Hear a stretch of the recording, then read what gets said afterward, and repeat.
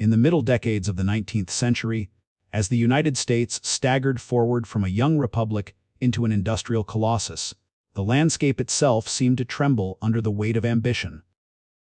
Rivers became highways of commerce, coastlines turned into gateways of profit, and rail lines carved through mountains and farmland with ruthless precision. This was the dawn of what later historians would name the Gilded Age, an era glittering on the surface with unprecedented wealth, yet corroded beneath by inequality, exhaustion, and moral compromise. Few names would come to embody this contradiction more completely than Vanderbilt. The Vanderbilt story does not begin in marble halls or beneath crystal chandeliers, but in the salt air of Staten Island, among modest farms and working docks. Cornelius Vanderbilt was born in 1794 into a family of Dutch descent, far removed from the aristocracies of Europe that would later serve as his cultural reference point. His world was defined not by inherited privilege, but by physical labor, maritime skill, and a fierce understanding of trade. From an early age, Vanderbilt grasped a truth that would guide his entire life: control the movement of goods, and you control wealth itself. This insight, simple yet devastating in its implications, would reshape American transportation and leave a permanent scar on its social fabric. By his early 20s, Cornelius Vanderbilt had already entered the rough and tumble world of shipping, first through small ferry operations and later through steamboats that challenged monopolies backed by political power. The American economy at this time was not governed by regulation or social conscience, but by competition in its rawest form. Laws existed, but enforcement was inconsistent, and influence could often be purchased outright. Vanderbilt thrived in this environment. He was relentless, confrontational, and unapologetically ruthless.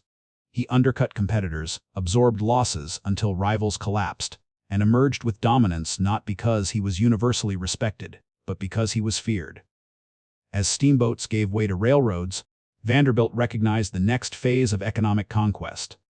Rail was not merely transportation, it was territorial control.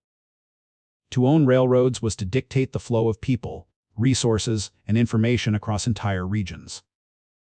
Vanderbilt poured his fortune into rail consolidation, acquiring and restructuring lines that would eventually form the backbone of Northeastern commerce. By the time of the Civil War, he was no longer simply a businessman, he was an architect of American infrastructure, shaping the nation's physical and economic geography according to his will. Yet this empire was built in an age without guardrails. Workers labored under brutal conditions, wages were suppressed, and safety was an afterthought. Railroad accidents were common, labor strikes were crushed, and the wealth extracted from this system accumulated at the very top with astonishing speed. Cornelius Vanderbilt's personal fortune grew into one of the largest ever amassed by a single individual in American history. But the cost of that fortune was dispersed across thousands of anonymous lives, bodies, and broken families whose stories were never recorded in ledgers or balance sheets. When Vanderbilt died in 1877, he left behind not only an empire but a philosophical legacy. He famously bequeathed the vast majority of his wealth to a single son, William Henry Vanderbilt, believing that concentration of power preserved efficiency and prevented dilution. In doing so, he planted the seeds of both extraordinary expansion and inevitable decay. The transition from Cornelius to his heirs marked a profound shift from raw industrial conquest to conspicuous consumption, from the world of engines and schedules to a world of ballrooms, palaces, and public spectacle. William Henry Vanderbilt inherited not just wealth, but a responsibility he neither sought nor entirely understood. Under his stewardship, the Vanderbilt fortune doubled, yet the nature of wealth itself was changing.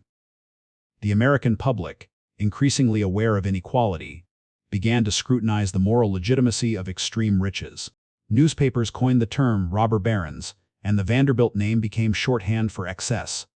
Unlike his father, William was less combative, more cautious, and deeply aware that money now attracted not only opportunity, but resentment.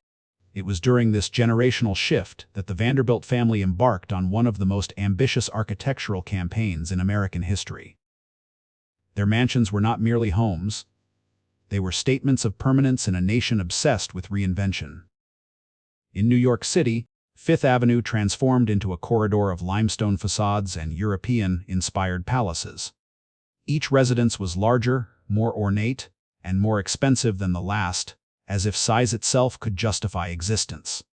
These structures borrowed heavily from French Renaissance chateaux and Italian palazzi, signaling a desire not just for comfort, but for legitimacy, an attempt to anchor new money in the visual language of old-world power. Yet architecture, like wealth, carries memory. The Vanderbilt mansions stood as monuments to success, but also as silent witnesses to a growing contradiction.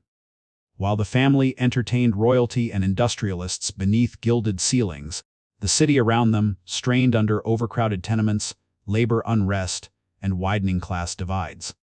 The same railroads that funded these palaces transported immigrants into urban poverty and shipped goods produced by exploited labor. The Vanderbilt name, engraved into stone, could not escape the context in which it was forged. As the 19th century drew to a close, the Vanderbilt Dynasty reached its zenith. But history rarely allows such peaks to endure.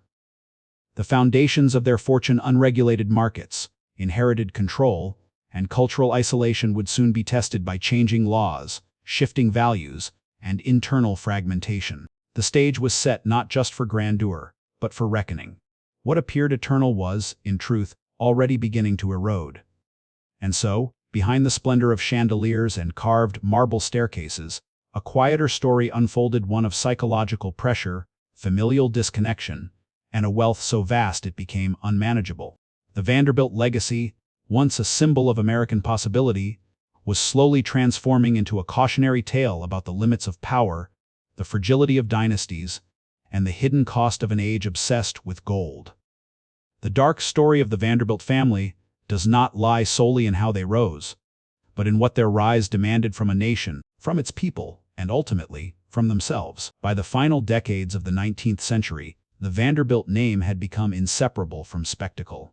What Cornelius Vanderbilt had built through iron discipline and logistical mastery was now being translated by his descendants into a language of architecture, ceremony, and cultural assertion.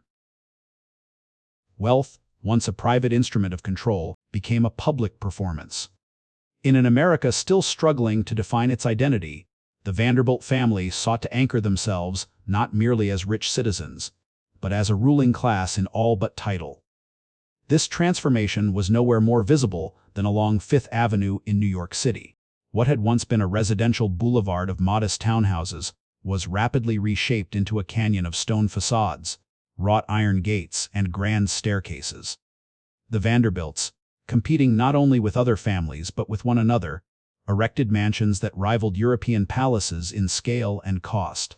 These buildings were designed by the most prestigious architects of the age, and furnished with imported marbles, tapestries, and artworks that signaled cultivated taste rather than industrial origin. Each residence was an assertion that American money could match, and even surpass, old-world aristocracy. Yet beneath the visual harmony of these architectural achievements lay a restless insecurity. The Vanderbilts were acutely aware that their fortune, unlike that of European nobility, lacked the legitimizing weight of centuries. Their response was excess. Ballrooms expanded, ceilings rose higher, and guest lists grew longer. Lavish social events became tools of social engineering, designed to force acceptance from New York's entrenched elite, while simultaneously dazzling the public. Invitations were currency, exclusion was power, and reputation was curated as carefully as any investment portfolio. Among these residences, none symbolized the family's ambition more fully than the estate built far from New York's urban center, Biltmore. Conceived by George Washington Vanderbilt II, the youngest son of William Henry Vanderbilt, Biltmore was not merely a home but an experiment in permanence. Located in the hills of western North Carolina, it was envisioned as a self-sustaining domain, complete with managed forests, farms, and a workforce that lived entirely within the orbit of the estate. Inspired by French Renaissance chateaux, the house itself sprawled across thousands of acres, with a scale so vast it defied comparison in the American context. George Vanderbilt was, in many ways, the most intellectually inclined of the family. A voracious reader, patron of the arts, and advocate of scientific forestry, he represented a softer, more introspective vision of wealth. Yet even his ideals were constrained by the gravity of inherited fortune. Biltmore, for all its cultural aspirations, required an endless flow of money to maintain. Its sheer size transformed maintenance into a perpetual struggle, one that revealed a paradox at the heart of Vanderbilt wealth: the greater the fortune, the more it demanded to survive. While the family retreated into private estates and curated social worlds, the nation outside their gates was changing. Industrialization accelerated, cities swelled with immigrants, and labor movements gained momentum. Strikes erupted along railroad lines, often met with violence and suppression. The railroads that had created the Vanderbilt fortune now symbolized corporate excess and unchecked power. Public sentiment began to turn decisively. Wealth, once admired as evidence of progress, increasingly appeared as a moral failing, a sign that the system itself was broken. This shift in perception created a psychological distance between the Vanderbilts and the society that sustained them. Shielded by servants, managers, and advisors, family members grew detached from the mechanisms that produced their income. Decisions were made by trustees and lawyers, while heirs focused on lifestyle rather than stewardship. The very efficiency that Cornelius Vanderbilt prized dissolved into fragmentation as the fortune was divided among multiple descendants, each with differing priorities and competencies. The architecture of the Vanderbilt era thus became both a triumph and a warning. These palaces were masterpieces of design, craftsmanship, and artistic ambition, but they were also static monuments in a dynamic world. They could not adapt easily to economic downturns, tax reforms, or shifting cultural values. As the Progressive Era approached, calls for regulation and redistribution grew louder. Inheritance taxes, antitrust legislation, and public scrutiny began to erode the foundations of dynastic wealth. Within the family, pressures mounted quietly. Lavish expectations collided with personal limitations. Some heirs struggled under the weight of legacy, others retreated into isolation, and still others attempted to escape the Vanderbilt name altogether. Wealth, once a source of unity, became a force of division. The dynasty, so formidable in appearance, was increasingly fragile beneath its polished surface. The Vanderbilt story at this stage was no longer solely about money. It was about identity, belonging, and the cost of maintaining an illusion of permanence in a nation defined by change. Their homes, designed to last forever, were already becoming anachronisms, beautiful, imposing, and unsustainable. What had been built to proclaim dominance now hinted at vulnerability.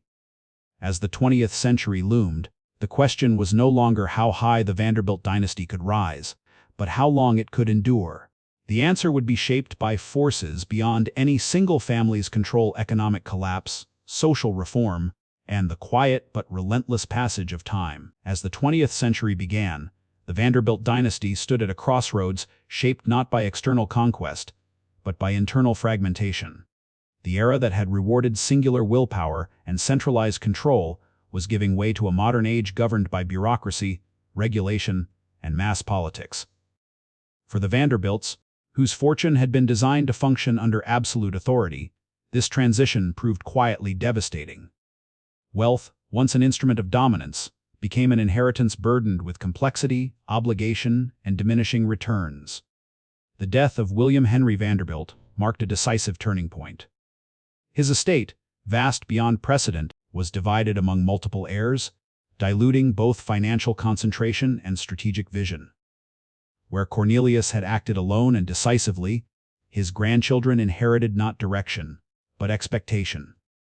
Each generation became further removed from the mechanisms that had created their fortune, and increasingly dependent on advisors who managed wealth as abstraction rather than enterprise.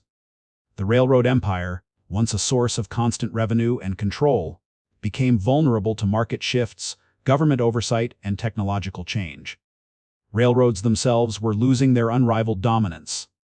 New industries emerged, capital diversified, and the monopoly advantages that had once favored families like the Vanderbilts were systematically dismantled.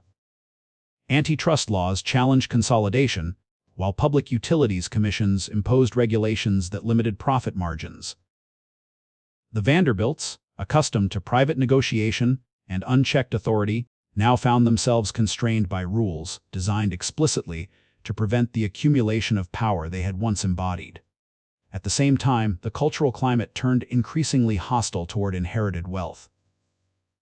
Progressive reformers questioned not only the fairness of extreme fortunes, but their social value. Newspapers and magazines scrutinized the lifestyles of America's elite with a tone that blended fascination and condemnation. The Vanderbilt name, once synonymous with industrial triumph, now appeared as a relic of an unjust past. Public admiration gave way to skepticism, and skepticism hardened into critique. Within the family, the psychological toll of this shift was profound. Heirs raised in environments of privilege faced lives stripped of purpose beyond consumption. Without the necessity of building or defending an empire, many struggled to define themselves. Some sought meaning in philanthropy, endowing universities, museums, and public institutions in an effort to reconcile wealth with social responsibility. Others withdrew into private worlds of travel, art collecting, or social ritual, maintaining appearances while avoiding engagement with a society that increasingly questioned their relevance. The Vanderbilt estates themselves became symbols of this tension. Their size and splendor demanded constant maintenance, yet their practical utility diminished. Taxes rose, staff costs escalated, and the social rituals that once justified these homes faded. Fifth Avenue, once a stronghold of private mansions, transformed into a commercial corridor. One by one, Vanderbilt residences were sold, demolished, or repurposed, their stone facades dismantled to make way for office buildings and department stores. The physical erasure of these homes mirrored the slow dissolution of the family's cultural authority. Even Biltmore, the most enduring of the Vanderbilt estates, faced uncertain survival. George Vanderbilt's death in 1914 left behind a property whose operational costs exceeded its income. His widow, Edith Vanderbilt, confronted the reality that idealism alone could not sustain such a vast enterprise. Portions of the estate were sold, forests were carefully managed to generate revenue, and the house itself was eventually opened to the public, a private dream transformed into a historical artifact. What had been designed as a living symbol of permanence became a curated memory of a vanished world. This pattern repeated across the dynasty. Wealth was not lost in a single dramatic collapse, but through a series of quiet concessions. Legal fees, taxes, maintenance, and lifestyle expectations eroded fortunes that once seemed inexhaustible. The Vanderbilts did not fall from power, they receded, step by measured step, into history. Their decline lacked scandal or catastrophe, making it less visible but no less consequential. The emotional cost of this erosion was perhaps the most enduring. To inherit a name once synonymous with dominance, only to witness its gradual fading, imposed a unique burden. Some descendants attempted to preserve legacy through marriage into European nobility, seeking the legitimacy their ancestors had pursued through architecture. Others rejected the past entirely, pursuing ordinary lives that offered freedom at the expense of recognition. In both cases, the Vanderbilt identity became something to negotiate rather than celebrate. By the interwar period, the dynasty had ceased to function as a cohesive force. What remained were individuals connected by lineage, but divided by experience.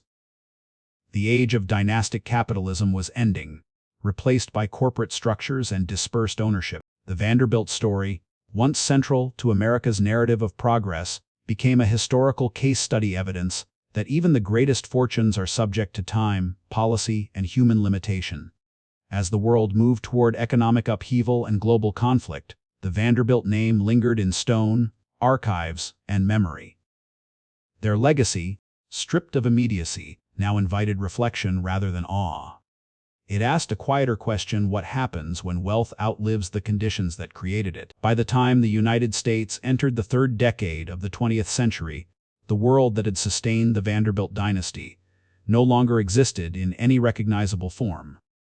The rhythms of industrial expansion that once fueled their ascent had slowed, replaced by cycles of speculation and uncertainty. What remained of old fortunes was increasingly exposed to forces they could neither predict nor control. For the Vanderbilts, this period marked not a dramatic collapse, but a reckoning one that stripped away illusion and revealed the true cost of an age built on unchecked accumulation. The 1920s arrived with optimism and volatility in equal measure. Financial markets surged, consumer culture expanded, and new technologies promised prosperity untethered from physical labor or infrastructure. Yet for families like the Vanderbilts, whose wealth was rooted in tangible assets and long-term systems, this transformation created vulnerability. Railroad revenues stagnated as automobiles and trucking reshaped transportation. Investments diversified into markets governed by speculation rather than control. Wealth, once grounded in steel and land, became abstract, subject to invisible currents. When the stock market crashed in 1929, the consequences rippled outward with merciless efficiency. The Great Depression did not discriminate between old money and new, but it exposed the fragility of dynastic wealth with particular clarity. Endowments shrank, incomes evaporated, and the costs of maintaining vast estates became untenable. For the Vanderbilts, whose lifestyle had been calibrated to abundance, the downturn accelerated trends already underway. Properties were liquidated, collections sold, and legacies quietly dismantled to preserve solvency. This economic reckoning coincided with a deeper moral shift. Public attitudes toward wealth hardened in the face of mass unemployment and hardship. Extravagance, once tolerated as spectacle, became morally suspect. The mansions of Fifth Avenue, already vanishing from the urban landscape, now symbolized an inequality the nation could no longer ignore. The Vanderbilt name, etched into the memory of the Gilded Age, carried with it a sense of excess that felt increasingly out of place in a society struggling for survival. Taxation policies reinforced this transformation. Progressive reforms introduced steep inheritance taxes, designed explicitly to prevent the perpetuation of dynastic wealth. Fortunes that had once passed intact from one generation to the next were now fragmented by law. For the Vanderbilts, this meant that even prudent management could not preserve the scale of their inheritance. Wealth became something to be managed down rather than grown, its erosion sanctioned by a society determined to redefine fairness. Yet within this period of decline emerged acts of adaptation and resilience. Some descendants embraced philanthropy not as display, but as necessity, a means of reconciling privilege with social responsibility. Institutions funded by Vanderbilt money, including universities and cultural organizations, endured long after private fortunes diminished. These contributions, often overshadowed by architectural excess, represented a quieter legacy, an acknowledgement that wealth carried obligation as well as power. Biltmore, again, stood apart as both survivor and symbol. Its opening to the public during the Depression was not merely a financial decision but a cultural one. The estate transitioned from private sanctuary to shared heritage, allowing a broader public to witness the grandeur of the Gilded Age firsthand. In doing so, it redefined its purpose. What had been a monument to personal vision became a historical narrative, a space for reflection, rather than assertion. By mid-century, the Vanderbilt Dynasty had effectively dissolved as a coherent force. The family remained, but the empire did not. What persisted were fragments, foundations, archives, buildings repurposed for public use. The Vanderbilt story, once a chronicle of expansion, had become a lesson in impermanence. It illustrated how economic systems shape human ambition, and how those systems, once altered, leave even the most powerful exposed. The end of the Gilded illusion did not arrive with catastrophe, but with normalization. The Vanderbilts became, in many respects, ordinary wealthy Americans, affluent, but no longer dominant. Their name survived in institutions rather than markets, in memory rather than influence. The dynasty's decline mirrored the nation's maturation, as America moved away from personalized capitalism toward corporate and regulatory structures that diffused power. In this reckoning lay a paradox. The very forces that dismantled the Vanderbilt empire also addressed the inequalities it had helped create. Reform, regulation, and redistribution limited excess while stabilizing society. The cost of the Gilded Age was immense, but its aftermath offered a recalibration, a chance to balance ambition with accountability. The Vanderbilt legacy, viewed through this lens, becomes neither condemnation nor celebration, but reflection.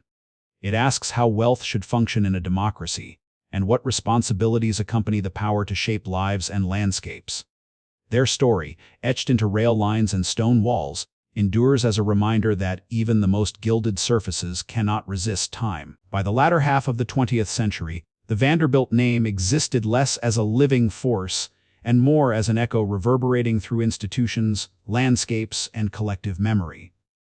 The age that had produced dynasties had yielded to an era of corporations, regulatory frameworks, and global finance, where no single family could command the economic terrain as Cornelius Vanderbilt once had. What remained of the Vanderbilt legacy was not power, but presents traces of ambition preserved in stone, paper, and cultural consciousness. The physical remnants told the story most clearly. Along Fifth Avenue, where Vanderbilt mansions once stood as declarations of dominance, only photographs and archival plans survived. Their demolition was not merely an architectural loss, but a symbolic erasure. The city had outgrown the need for private palaces and replaced them with structures designed for commerce, efficiency, and public use. In their absence, the narrative shifted from admiration to analysis. These homes, once admired as triumphs of taste, became evidence of a moment when wealth sought legitimacy through imitation of aristocracy. Biltmore, however, endured as an anomaly. Preserved through careful management and public engagement, it offered something rare: a complete, immersive record of the Gilded Age's aspirations and contradictions. Visitors walking its corridors encountered not just luxury, but the scale of maintenance, labor, and coordination required to sustain it. The estate revealed a truth often obscured by romanticization: that such grandeur was never static, never effortless, and never detached from economic reality. Its survival depended on transformation, not preservation alone. The Vanderbilt influence also persisted through philanthropy, though in quieter forms than the architecture that once defined them. Vanderbilt University, endowed in the 19th century, continued to evolve as a major academic institution, its origins linked to industrial wealth, but its mission shaped by public service and scholarship. In this evolution lay a subtle redemption: resources extracted from an unequal system, repurposed for broader social benefit. It was not absolution, but it was continuity reframed. Culturally, the Vanderbilt story became shorthand for the Gilded Age itself, a reference point in discussions of inequality, ambition, and excess. Historians return to the family not to glorify them, but to understand the mechanisms that allowed such concentration of wealth to occur. Their rise illuminated how infrastructure, weak regulation, and relentless competition could generate fortunes at unprecedented scale. Their decline demonstrated how those same forces, once corrected or replaced, could dismantle dynasties without violence or revolution. Perhaps the most enduring legacy lay in what the Vanderbilt story revealed about inheritance. Wealth, passed down without purpose, often became burden rather than blessing. Descendants inherited not only assets, but expectations and identities forged by others. The psychological weight of legacy, of living inside a name, rather than building one, proved corrosive. In this sense, the Vanderbilt experience echoed a universal human tension: the struggle between continuity and self-definition. The Gilded Age promised permanence through accumulation, but history offered a different verdict. The Vanderbilts discovered, across generations, that wealth does not insulate against change, it accelerates exposure to it. Markets evolve, societies recalibrate, and values shift. What once conferred authority can become liability. The cost of the Gilded Age was not paid only in labor and inequality, but in the illusion that money could freeze time. As the documentary lens pulls back, the Vanderbilt Dynasty stands as both architect and artifact of American capitalism's most extreme chapter. Their story resists simple judgment. It is neither morality tale nor celebration, but a complex record of human ambition interacting with systems larger than any individual. The rails they built carried a nation forward, even as they concentrated power in unprecedented ways. The mansions they raised inspired awe, even as they symbolized imbalance. In the end, the dark story of the Vanderbilt family is not defined by how much they accumulated, but by what endured after accumulation ceased to matter. Stone weathered, rail lines evolved, and institutions adapted. The gold faded, but the questions remained. How much is enough? Who bears the cost of progress? And what responsibilities accompany the power to shape a nation's future? These questions, born in the Gilded Age, remain unresolved.